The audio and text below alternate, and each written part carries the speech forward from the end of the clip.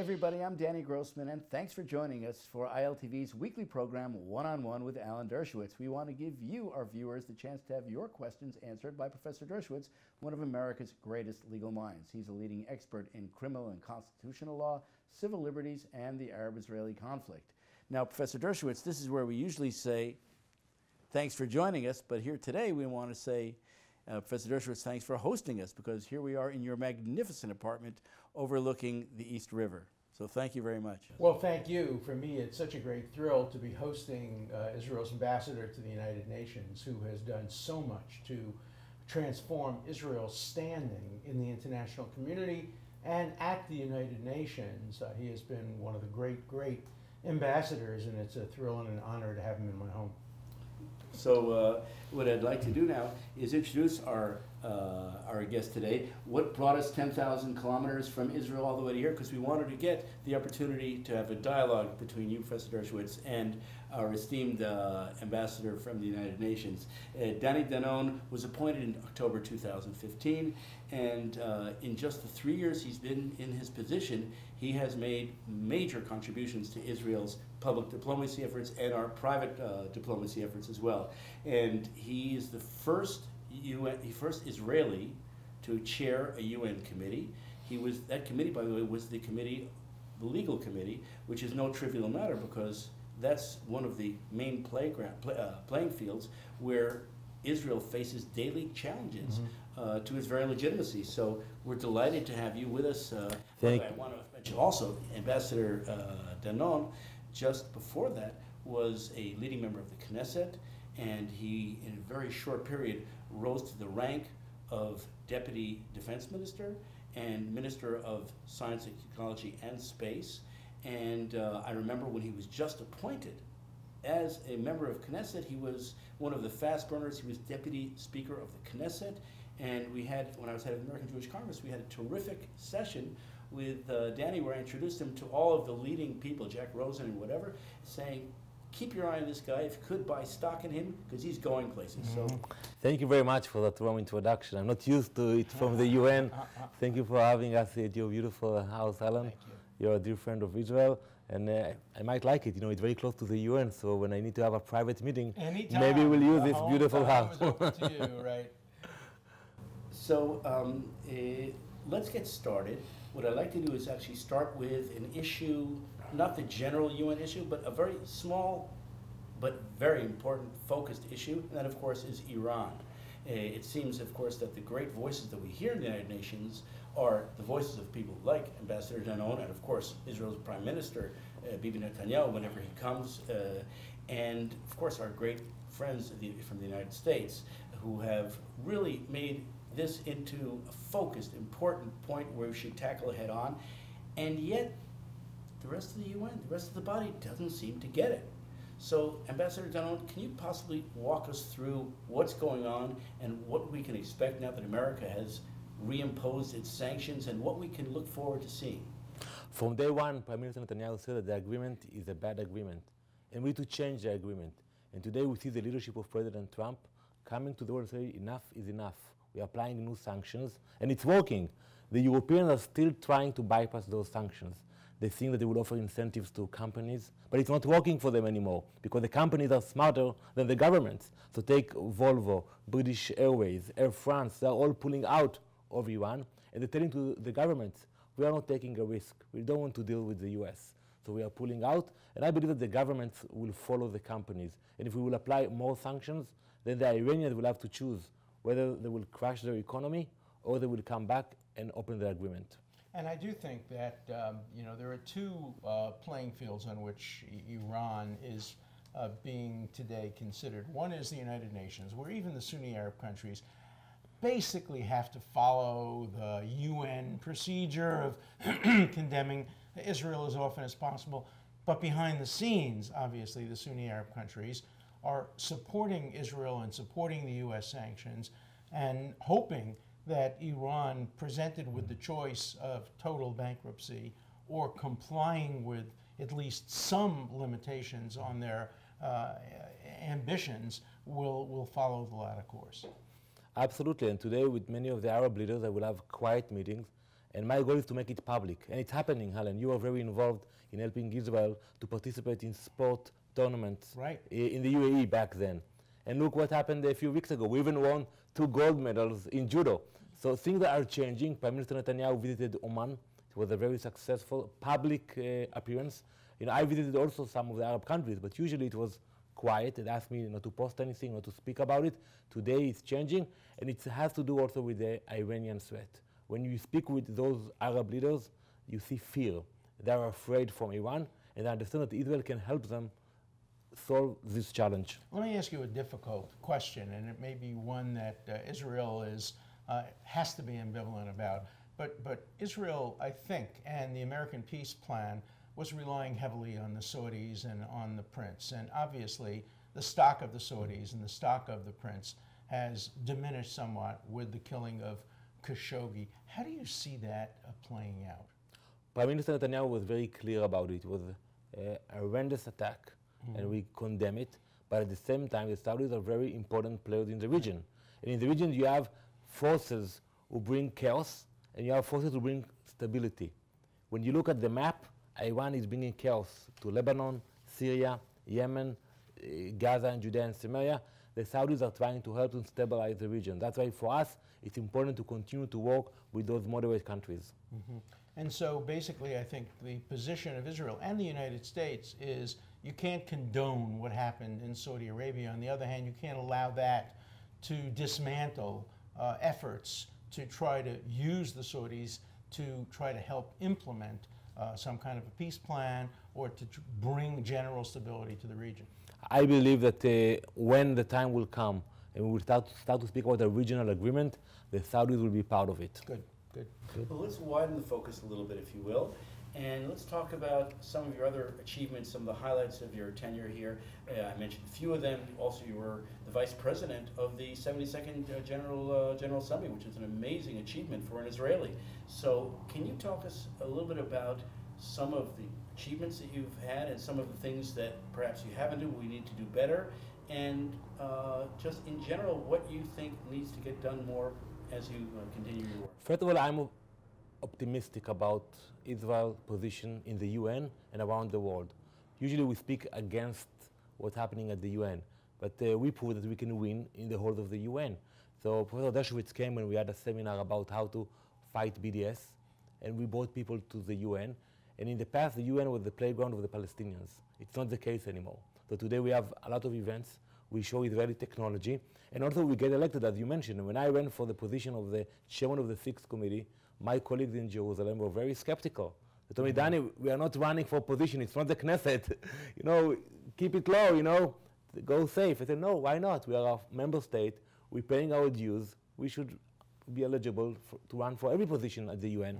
And when we got the support of 109 member states in a secret ballot, it showed that we can win at the UN. And I think we should aim high. That's an amazing accomplishment, 109 votes. Let me ask you this question, though. Obviously, you played a major role in that. Nikki Haley played a major role in that, the United States government, the Israeli government. But there's another dynamic at work. Something's going on within the United Nations, apart from the strong personalities you and Nikki Haley bring, the new Secretary General, even his predecessor. They seem to be bringing a new dynamic to the UN. What is it, and how do you explain that change? I think Arab people are tired. They're getting tired from the same resolutions condemning Israel. They're getting tired from the debates that people come and bash and blame Israel for everything. So once they're tired, it's an opening for us. And I think we should step in with our innovation and technology. And if you're talking about doing more, I think we should do more. We all believe in tikkun olam. And I think we should bring more technologies and solutions to developing countries. I take a lot of ambassadors to Israel. And usually when we take guests, and you do it a lot, Danny, we show them security challenges. We go up north, we go to the south. I took Ambassador Haley to see tunnels of Hamas. But most of the ambassadors, they tell me, we want to learn about desalination, about agriculture, about your technology, and how you can help us.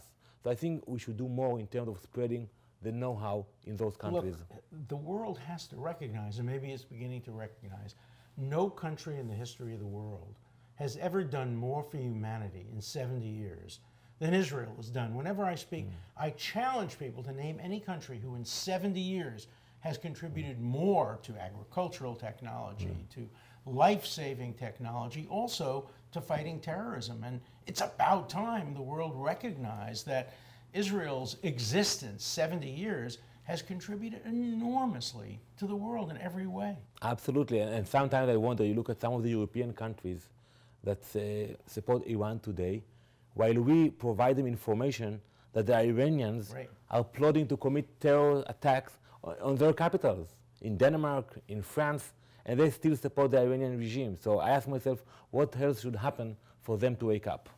So you mentioned, of course, Ambassador Haley.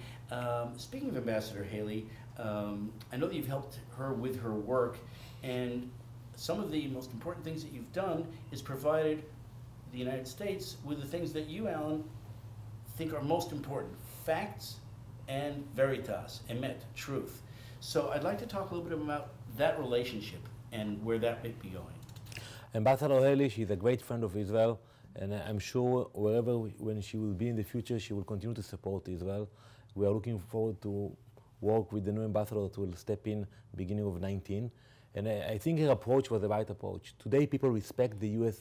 more in the UN because Ambassador Haley stood with Israel, stood with the truth. And by the way, first time she came to Israel was when I took her to visit Israel, and she saw the facts. And when she came back, she told it to the ambassadors. You cannot lie to me about Hezbollah, because I saw it, and she saw the Hamas tunnels, so she understands it.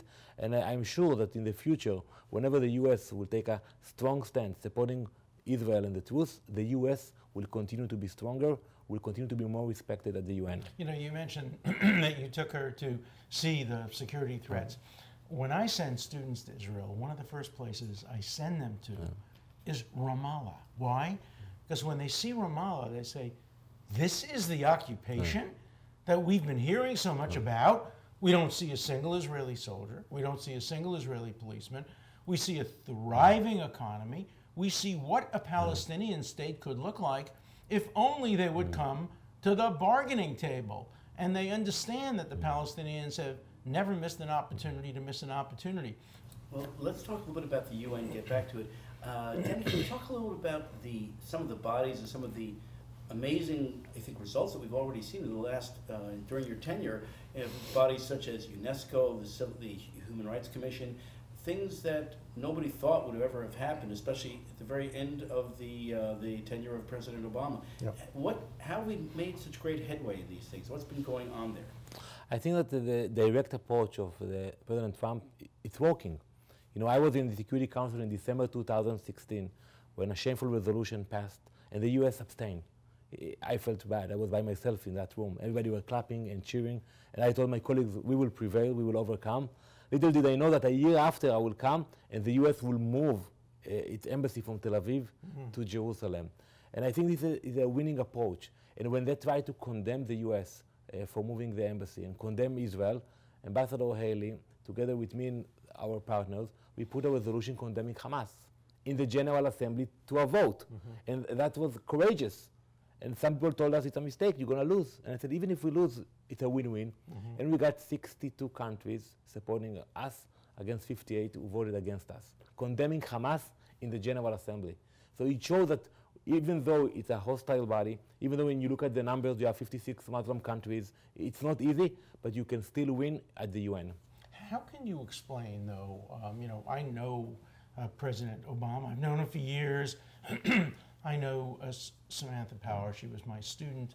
The idea of not vetoing that resolution, and when I speak to people in the Obama administration, oh, it was about the West Bank, it was about the occupation. No, it was about the Kotel, it was about the Jewish Quarter, it was about the access roads to Hebrew University and Hadassah Hospital, all of which were declared to be illegally occupied territory. And so I think the only way of responding to that obnoxious resolution was moving the embassy to Jerusalem, and that leveled the playing field again, because what happened is the resolution changed the status quo. It wasn't the moving of the embassy that changed the status quo, it was that resolution that changed the status quo. Moving the embassy changed it back.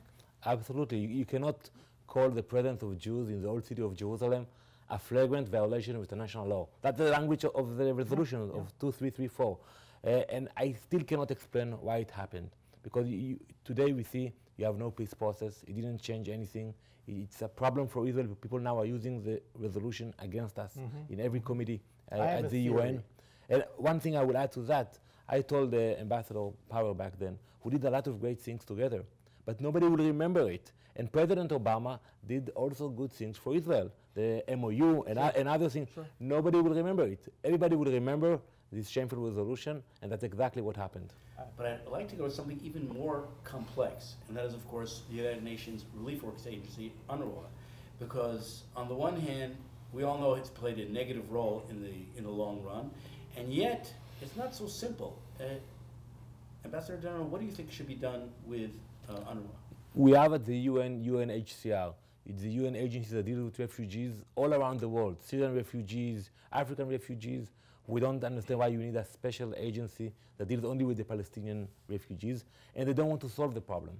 They want to keep it as it is. And by the way, if you are a Palestinian and today you live in New York and you're an American citizen, they will still count you as a refugee because their goal is to keep the problem as it is.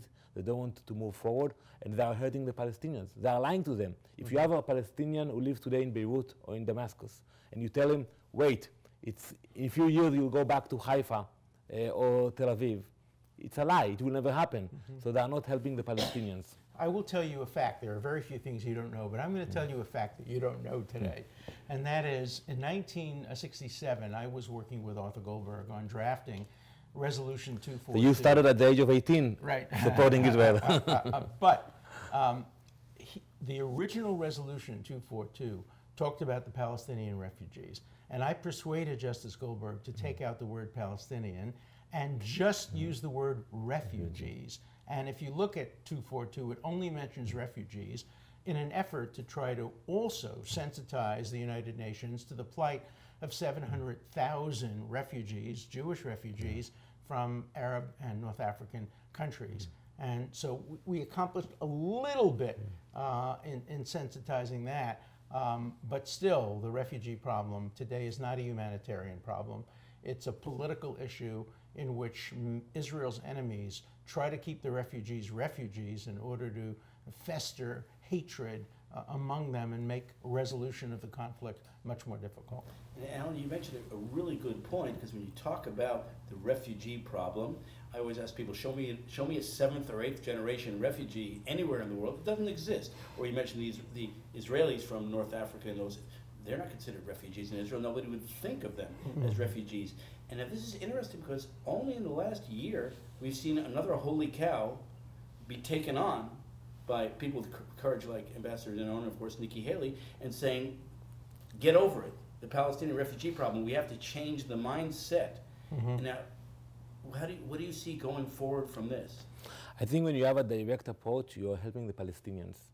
Look what happened today in Gaza, when Israelis and UN officials are trying to support the people in Gaza, and Abbas himself is blocking it. Right. So I think little by little the Palestinians understand that they have a problem, and the problem is the leadership.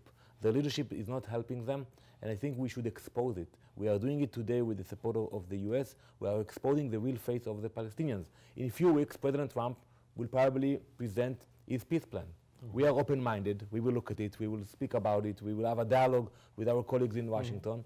Abbas will not even look at this plan because he doesn't really care about finding a solution or supporting his people.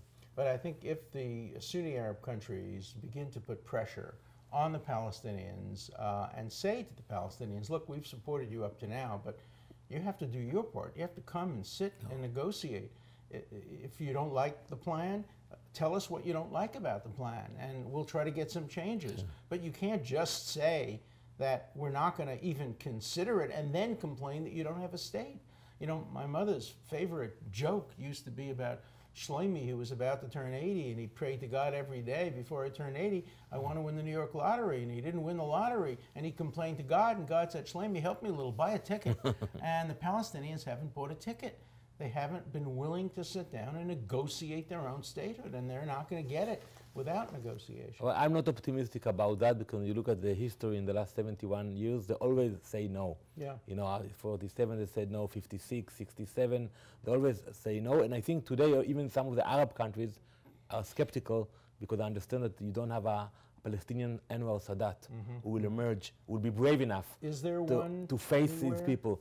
So we'll have to wait, I think, after Abbas will resign, will finish his term, and then hopefully someone will emerge that we can actually negotiate with. You said you're a pessimist in this issue. You know, in Israel, the definition of a pessimist is somebody who says, oh, he thinks it's so bad they can't possibly get worse. An optimist says, yes, they can.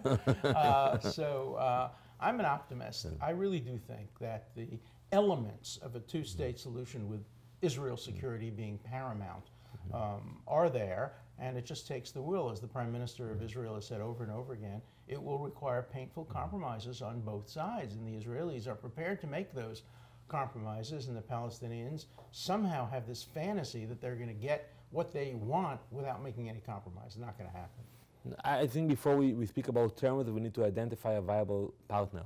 And in the past, you know, Likud governments signed agreements with Arab countries. So we can move forward, we can negotiate, but we need to have a viable partner to sit down and negotiate with. Agreed. So I want to end on an upbeat note. We talked about your achievements at the UN. I think one of the most fun things that I've ever seen at the UN was when we took another rising star, Elan Gold, the comedian, and he did his stand-up at the UN with the hall packed with people pro-Israel, and I think he set a record for the first ever pro-Israel selfie in the UN. So let's take a look here at the video. This is so exciting. You know, most comedians dream of playing Carnegie Hall, but it was always my dream to play the UN General Assembly Hall. This is, yes. So everybody turn around with the flag, hold up the flag, and smile, because we are about to take a big UN selfie for all those BDSers out there. Okay, we'll say 1, 2, 3, I love Israel. 1, 2, 3. So, any last words, thoughts about that, or any other words? I want to thank my dear friend, Professor Dershowitz, for everything that you do for the state of Israel, for the Jewish people, for the truth. And I'm optimistic. I believe we'll continue to fight for the truth. At the end, we will prevail. And you, I think, have made such an important point at the UN. Tell them the truth. Don't hold back. Demand accountability, and you get progress. I think you've done a fantastic job. Thank you. In making them confront the realities that we face today. Thank you very much. Thank you for having us. Well, all right. Unfortunately, that's all the time we have for today. So I want to thank you, Professor Dershowitz. And, of course, I want to thank our special guest, Ambassador Danny Danon. And if you want to submit your questions to Professor Dershowitz, go to iltv.tv or our Facebook page and submit them. And we'll look forward to seeing you again next week.